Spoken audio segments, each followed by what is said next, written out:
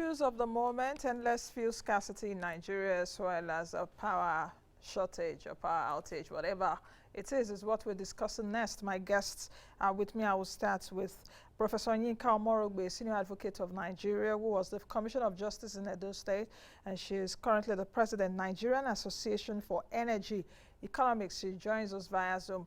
Welcome to you, ma'am. Good morning, Prof.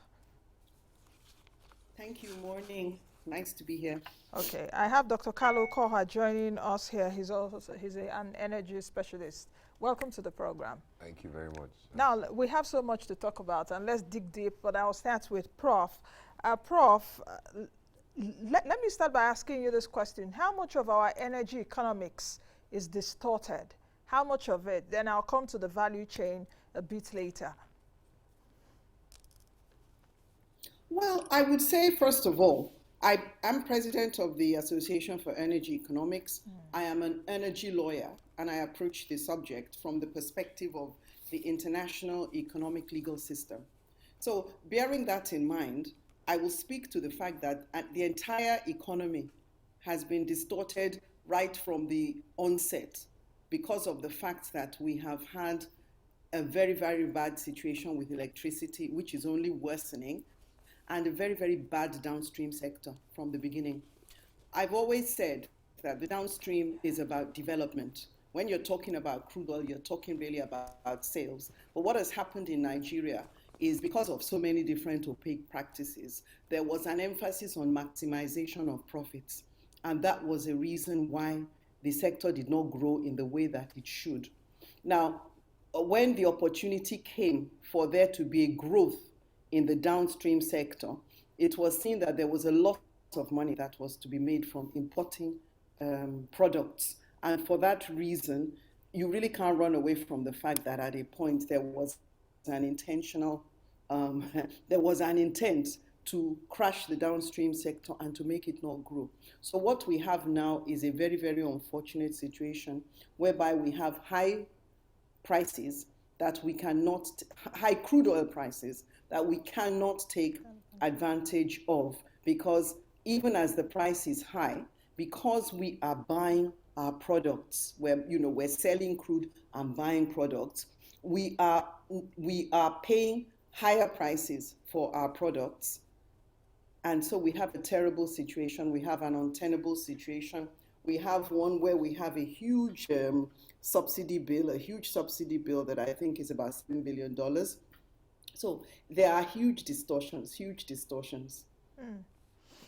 We'll come back to perhaps how we think that those distortions can be addressed, and if they can even be addressed in a short term, because the way it is right now, most of this are perhaps structural and will need to be addressed over the long term, especially with the kind of situation that we're having now. But I'll come back to you, Prof. Let me come to Dr. Ukoha here. No petrol, no power. Electricity output has worsened, and you're always joining me here. We're always talking about these things. Just before you came on the show, I was like, Nigeria Matano, they finish.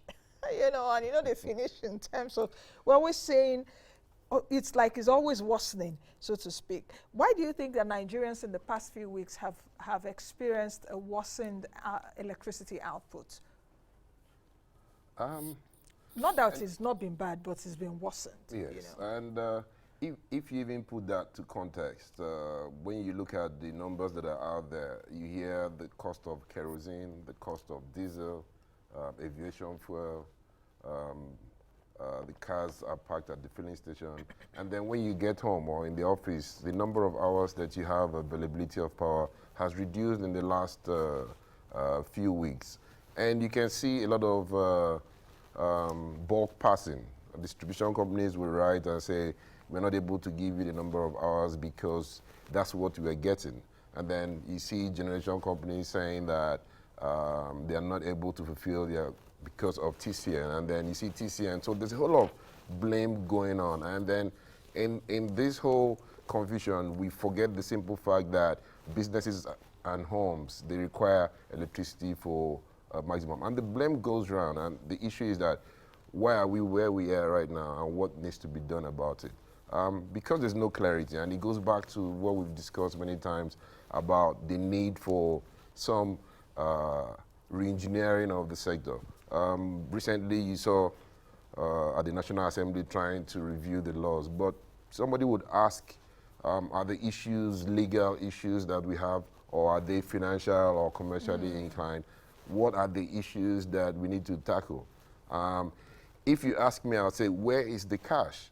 The cash is between the consumers and the distribution company, and that speaks to billing efficiency, how you bill your customer, and how you collect the money. That's on one hand. If you don't bill, you don't collect your money. And on the other hand, when the money comes in, the discos are already heavily levered. They have to pay back loans, either to purchase the discos or from the central bank, that there is little that is left to improve the power infrastructure. The simple reason why we have poor power supply is the infrastructure needs a lot of capital. Now, does the power sector, is it attractive for the kind of capital that we need? That's a question that it's at the top of the chart. Is that what you just explained? Is that why we've been experiencing a worsened power outage in the last few weeks? Or the worsened power outage can also be attributed to this no petrol or this fuel scarcity, as well as availability of gas? Or is just the structural issues we've been plagued with for many years now? Would you attribute? So it's a combination of both on both sides. If you look at the fuel source, so about 70% of our power generation is thermal, which is gas, and then we have hydro from Kainji. And we've heard reports that we're doing water management, the water levels are low, so I mean that's the normal thing we hear every year. So water levels are low, so the hydros are not generating at full capacity. Now coming to gas, the gas prices and all that could also be one of the issues. But on this other side, which is where the cash flow gets into the system, for every 1 naira power that is out there, distribution companies are barely collecting about 60 kobo. So there's about 40 kobo out there that is lost in this whole confusion. And until the money gets back into the system, we cannot improve the infrastructure. So there is need to re-engineer the whole value chain. And this passing of bulk from distribution companies to TCN to generation companies, it's not going to solve the problem even in the short term. Okay, we'll come back to that in a bit.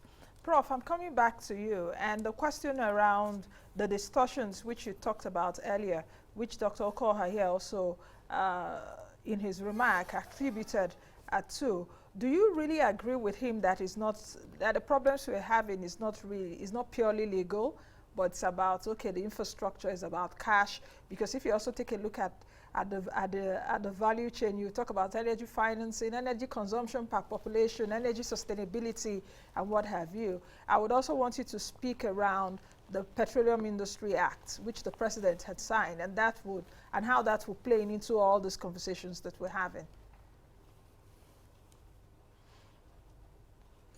Well, everything in life is legal.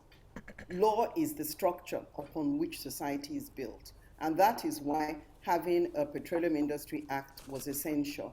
I was involved in that right from the beginning, from the year 2000. I was on the 2 oil and gas sector implementation committees, and I headed the subcommittee that came out with the first petroleum industry bill in 2008. And so, I mean, I was incredibly delighted to find that finally, after 13 years, we had come out with a law. So the law is incredibly important because it is the law that allocates rights and duties, responsibilities and privileges, lays out what should be done. So it's important to have that. And you'll notice that for that reason, because there are issues around the removal of the subsidy, there is talk about a law being amended, which I think is very creditable. So we need to understand that the law itself is very important, but also we need to understand that it's one thing to have the law, it's another thing to follow the law, and it's yet another thing to make sure that the sectors are managed well. So if we have the Petroleum Industry Act, it's evolving now. We're going to see what will happen. A law is just the beginning of the issue. But I think we need to learn lessons even from electricity, because in the first place, if you're looking at electricity, we first need to recognize that we don't have enough. It's hopelessly inadequate for the entire nation, we should be generating 20 times more. We shouldn't have an installed capacity of 13,000 megawatts at all. We should have at least 100,000. We should be talking about electricity for everybody. There has got to be good planning. When I look at the excuses of TCN is blaming all sorts of things, but it's not talking about its own transmission system. Is it in a fantastic shape? Planning is essential, and I think that that is one reason why we failed in many ways. Water has gone down. Didn't we know? There's planning, there's forecasting. So I think the same thing has to apply in the entire energy sector. In the downstream, it's important to note that planning is very, very important. I think they do that to some extent, but then why is the downstream being controlled by just one entity? Why is it not totally liberalized? There's so many questions that one can ask when one is talking about the energy system in Nigeria. The truth is that it's totally dysfunctional, and you can see the dysfunctionality at practically every stopping point. Prof, let me still stick with you, and let's talk about those distortions, like the question I asked earlier, if there are indeed shortcuts to fixing those distortions, because it seems that we've had this knee-jerk approach to fixing distortions in Nigeria. With what we're facing right now around energy, be it power, be it petrol, value chain, and what have you, do you think that there's a short-termism solution to it, or we've got to go the long haul? There's a law right now, but how long can we go? And how can Nigerians also be patient to make that long haul, to see that long haul come to fruition? Yes. Yeah, I actually agree that we have a lot of knee-jerk reactions, and I think it's because we are not a person, we are not, for whatever reasons, we don't go down into fundamentals. I'm a believer in structures and foundations, and I think that is where we need to go to. We need to ask some questions. For example, with the downstream, we need to ask questions and look at who the beneficiaries are of the dysfunctional downstream. And how can you change those beneficiaries from a few people who are benefiting a lot to making it Nigerians who will benefit much better? I mean, even now, there's talk flying around about profiteering that has made the diesel price jump up, that has made aviation fuel jump up. But of course, undergirding all that is the fact that we're importing fuels that we shouldn't import. So we need to look. I really think that the structures are very important. In electricity as well, we need to look. We need to even question who we gave out, who we privatized our electricity to. And, recognize that there are some areas you need to liberalize. You need to let in all comers that have competence in certain areas, because we will never grow in Nigeria if we do not have electricity. And if we spend our time, productive time queuing up at stations, we're not going to grow. That's just the truth of the matter. I know Nigerians will say they reject it in Jesus' name, but that's rubbish at this point. We need to actually do things to make sure that we need to take concrete steps, I think, foundational steps. Yeah. Okay, Dr. Ukoha, you said something earlier which Prof also attributed to the Kanji hydroelectric dam, low water levels. We know at this time that there will be low water levels. What can be done, so that we don't see that kind of thing in the future? Meanwhile, I also need to add, I think the Minister of Power, Abubakar Aliyu, at a recent media briefing said that the federal government will install, I think, 10 power transformers with 10 mobile substations for electricity improvement across the country. And also sticking with that Kanji hydroelectric power dam, I think it was also to be completed. The minister said that the Chinese people that were working on it were kidnapped, the security officials were killed, and all of that.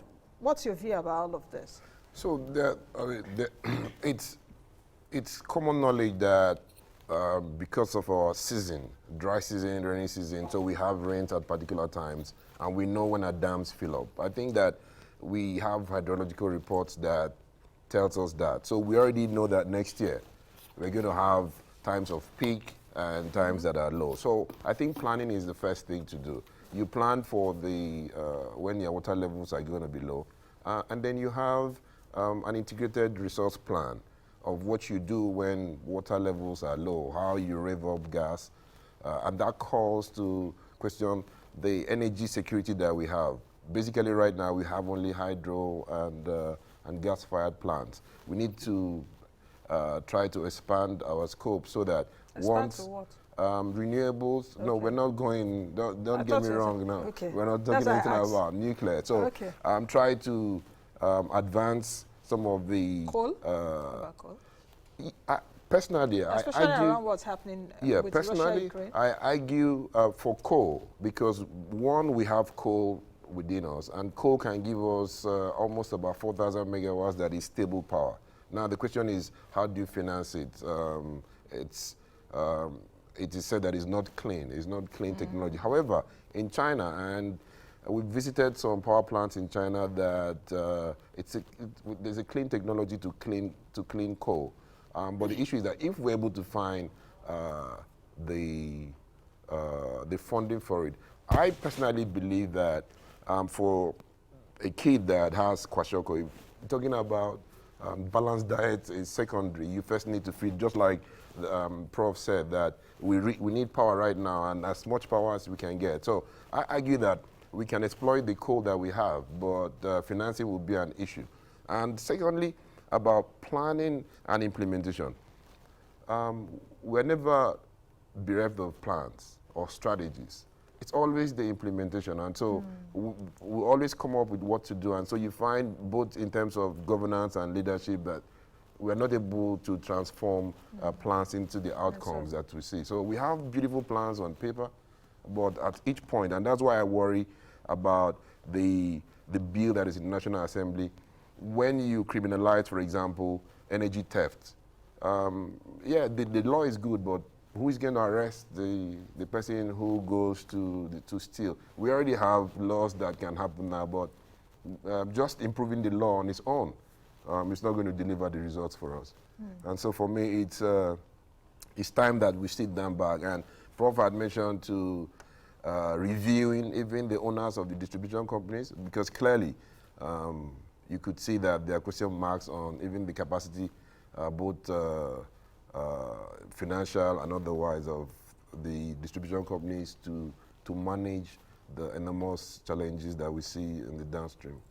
Minister Liu, that's the Minister of Power, also said that the media always falsely reports that we have 4,000 megawatts of power, that it has risen to 8,000 megawatts, taking account, I think, embedded power, industrial, and the grid power. Do you agree with the minister?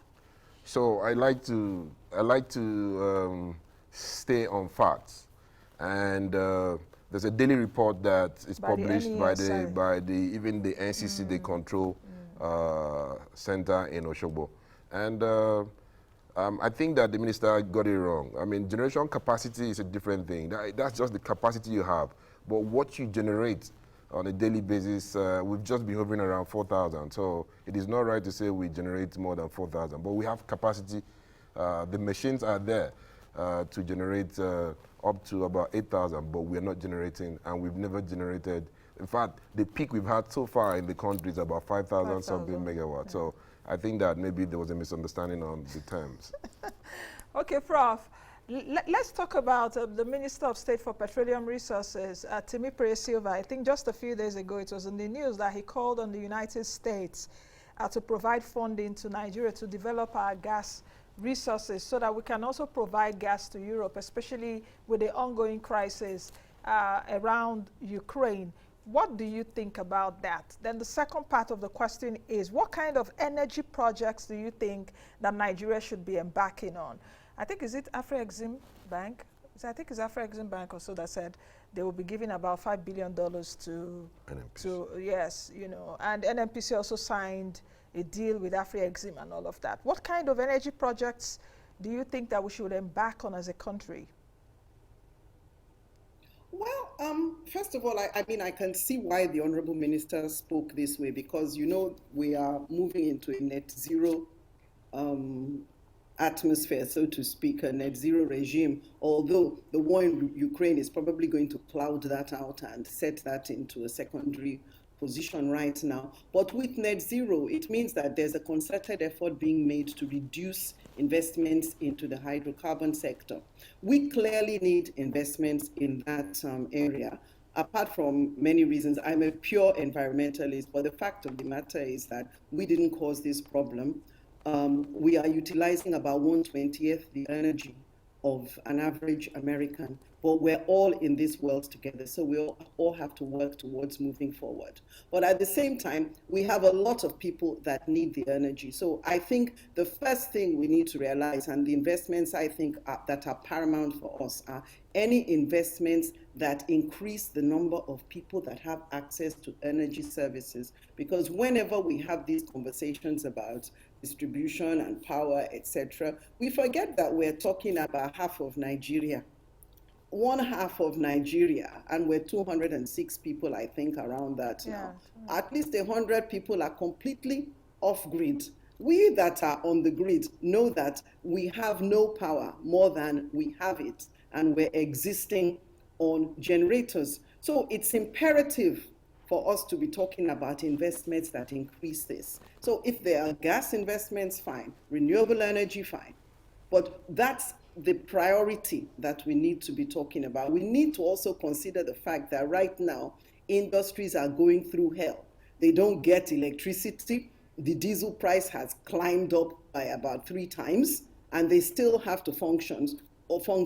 They will all dry up, and we will have a huge issue. So obviously, again, you're back to electricity. It's so important. And again, of course, you have to make sure that we start refining in Nigeria. It's imperative. We are the only country, it's a basket case situation, whereby you have a major producer and exporter of crude oil that is also a major importer of products. It means that we aren't getting the benefits we should be having at this very auspicious time. Okay, Dr. Ukoha, if we take a look at President Putin's response to President Biden's ban of Russian oil, President Putin, responded by coming up with a decree on raw materials export from Russia. The question is, to what extent will Nigeria be affected? Because, of course, even on the show in recent times, or even in the past 2 to 3 weeks since this war started, I've been looking at the impacts on the Nigerian economy and also as Nigerians. But to what extent do you think that the Nigerian economy would be affected with a ban, with, in fact, a decree, not ban, by President Putin, especially around oil and gas resources and energy resources? Yeah, and you know that the politics around oil price and all that is beyond Nigeria. It's a global phenomenon and deals with supply and demand. And with Russia being a very major player in terms of oil supply, and now the sanction, you find why the oil prices are going up. On one hand, Nigeria is benefiting from it in terms of the quantum of sales that we are making. But on the other hand, because we're importing in terms of the price. In terms of the price, yes. Which we still not also benefited to an extent because of higher subsidy we'll be paying. Well, so it's like we're getting here, we're throwing them. Yeah, so on one hand, Nigeria is taking advantage of the higher prices. But on the other hand, because we actually import every other product from it, and the prices depend on the international price, then we're having the issues that we're having both on jet fuel, the kerosene, the diesel. So when you look at it, I think Nigeria is hurting more than it's gaining from it. And I don't know how long this war is going to last, but definitely it has a very substantial impact and never minding the other cash crops of wheat and all that other commodities that Nigeria depends largely from Russia and Ukraine. So I see this as a major dislocation in economic indices. And then when the inflation figures come out now, we'll probably start to see inflation inching up. And the other time I was reading about Dangote warning that we should stop exporting our maize because it's going to get worse by the middle of the year. So it's quite worrisome. So there could be food security challenges. Prof, just in 30 seconds, do you have anything to add to what Dr. Ukoha has said about to what extent this war might ravage us, even though we're many miles away from Russia, from Ukraine, and as well as Russia? It's definitely going to affect us because it's impacting very much on the global oil price. It's I can see it's impacting on us favorably if we're in a good position, because if we could, we'd be selling more oil because they have to look out to the West will have to look to different places to get oil, safer places. Our gas market would also improve appreciably if we had a viable, strong gas market. We don't per se in Nigeria yet. So potentially we stand to gain in those sorts of areas. But I think that as we are now, we're going to really be pressured because the global rising prices are going to impact us even more. So we come down to that subsidy issue. It's got to go. I think I'm open on the fact that I'm very skeptical about this subsidy in the first place. But it simply has to go. And the government has to, as much as possible, get out of this area and liberalize and let the private sector come in. A lot of the losses and inefficiencies that we currently live with and bear, the private sector cannot bear at all. And we've seen that in electricity. So it just depends. It's a time for planning and strategizing. Thank you very much, Prof, for joining us. I hope to talk to you soon. Thank you also. Thank you. Doctor. I've been speaking with Professor Yinka Omorogbe, Senior Advocate of Nigeria, the President, Nigerian Association for Energy Economics, the former Commissioner of Justice in Edo State, Dr. Kalu Ukoha, an energy specialist, also joined us. That's the much you can take. Thank you for so much. Joining us. I hope, anyway, I know we'll still talk about this again. Nigeria matter, no, they finish. But today's show don't finish. So I'll see you all again. I'll see you all again tomorrow. Be the best you can be the change that you want to see. 11 a.m. on this channel, Africa Independent Television, with another guest with another topic around Nigeria and you. I am Nancy Naji. Bye now.